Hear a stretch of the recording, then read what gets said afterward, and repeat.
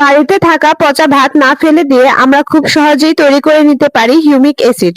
এর জন্য নিয়ে নিব কিছু পচা ভাত। আপনারা চাইলে সদ্য রান্না করা ভাতও নিয়ে নিতে পারেন। আর লাগবে মাটির পাত্র, অবশ্যই পাত্রটি মাটির হতে হবে। আমি এখানে প্রায় 400 গ্রাম এর মতো ভাত নিয়ে নিয়েছি।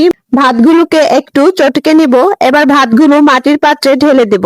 পাত্রগুলোকে পানি দিয়ে ভরে দিব। এতে কিছুটা হলুদ গুঁড়ো দিয়ে নেড়ে নিব। এখন দিয়ে দিব এতে গুড়। আমার কাছে লিকুইড গুড় ছিল, আমি তাই দিয়েছি। আপনারা চাইলে আস্ত গুঁড়ও দিতে পারেন।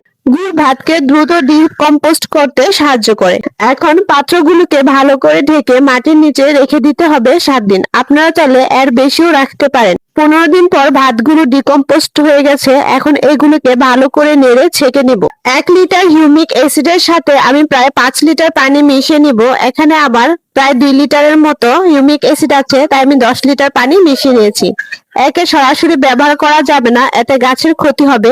সব গাছই এই অনুখাদ্যটি ব্যবহার করা যাবে। এর কাজ হলো মাটির গঠন উন্নত করে, মাটির উর্বরতা বৃদ্ধি করে, গাছের খাদ্য গ্রহণ ক্ষমতা বাড়ায়, শিকড়ের বৃদ্ধি করে। মাসে একবার আপনারা চাইলে এটি ব্যবহার করতে পারেন।